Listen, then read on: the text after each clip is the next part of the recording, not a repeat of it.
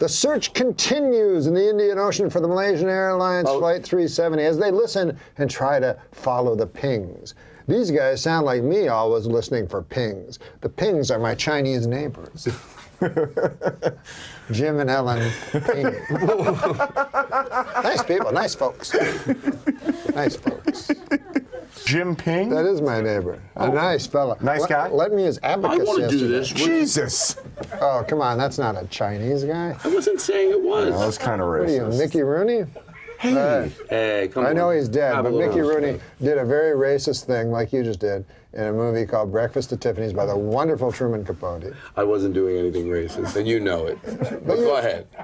Yeah, yeah. You ever see any of the old chums up there in Canada? Well, you ever go up to the old rural areas of Canada? I met a man there last time I was there that lived in the city of Cornwall, where Ryan Gosling hails. And well,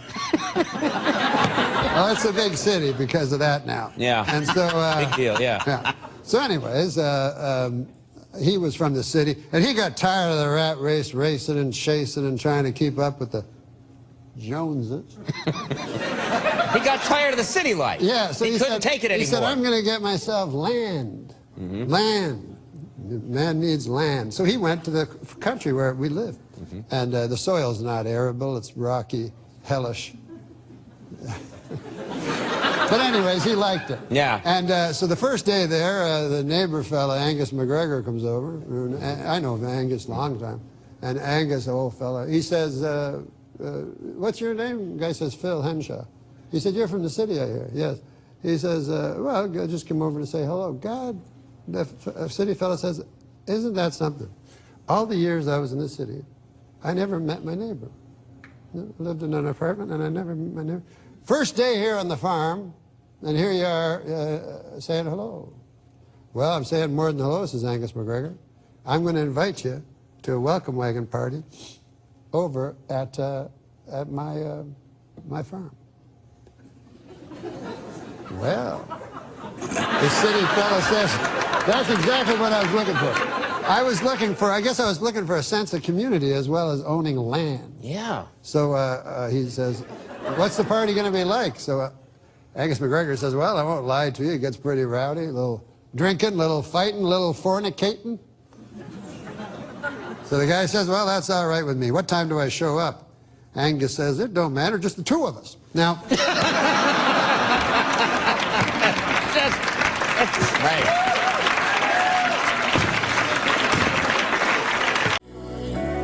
Straight to the heart. I went a long time acting like I wasn't broken apart by you.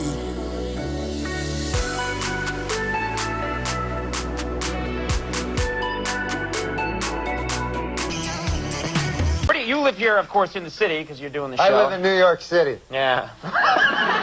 This isn't a police interrogation. Are you sure? Where about? Where in the city do you live, approximately, not specifically? I live at 56 between 8th and Broadway.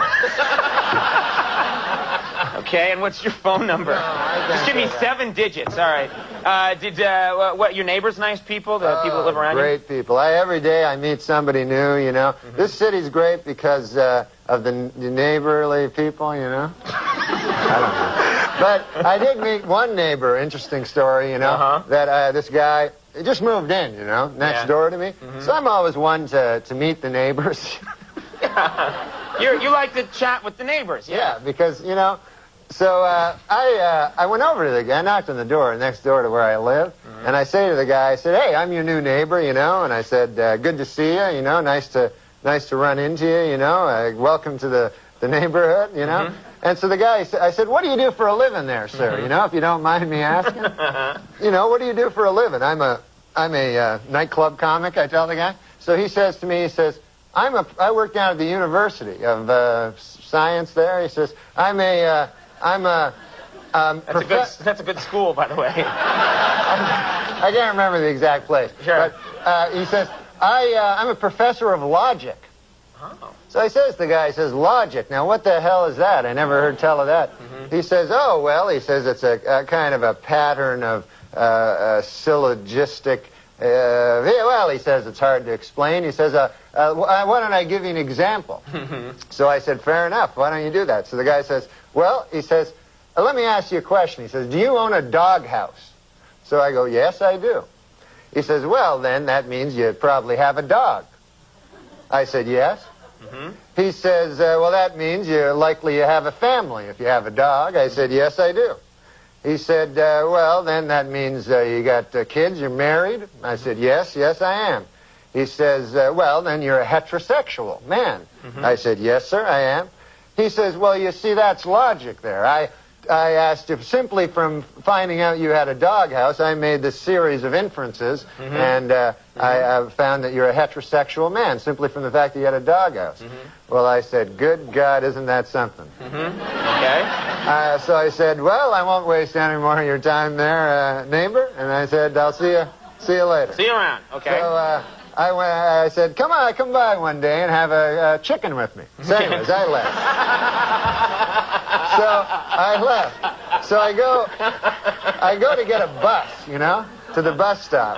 And I walk down to the bus stop, and I'm still thinking about this thing that happened to me, And I'm standing at the bus, and no bus coming at all, and 5 or 6 of us standing around, and one guy lights up a cigarette there, and he goes, as soon as you light up a cigarette, the bus comes.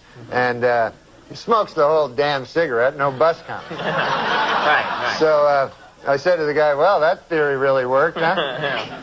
And the guy goes, well, sometimes it works. Anyways, the guy goes, what's new with you? I go, well, I had an interesting thing happen to me today. I said, I met my neighbor. And he goes, oh, yeah? I go, he had a hell of an interesting job. I said, he's a professor of logic down at the University of Science. And so the guy says, is that so? He says, professor of logic. He goes, what the hell is that, logic? I said, well, it's a series of Scylla something or other. Right. I said, I can't remember exactly, but I said, I'll give you an example if you want to hear an example. So the guy goes, all right, fair enough. So I said, let me ask you this. I said, let me ask you a question. Do you own a doghouse? And the guy goes, no, I don't own a doghouse. So the guy says, oh, yeah, you're one of them gays.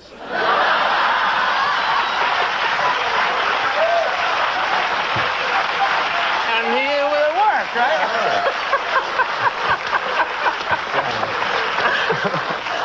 What great stuff you can learn at Yeah, it was that nice. University of Science there. All right. And then the guy, get this. What? This. There's more. This gay guy Yeah. invites me to have a chicken at his place. That's some kind of euphemism. Yeah, I don't Watch know. out.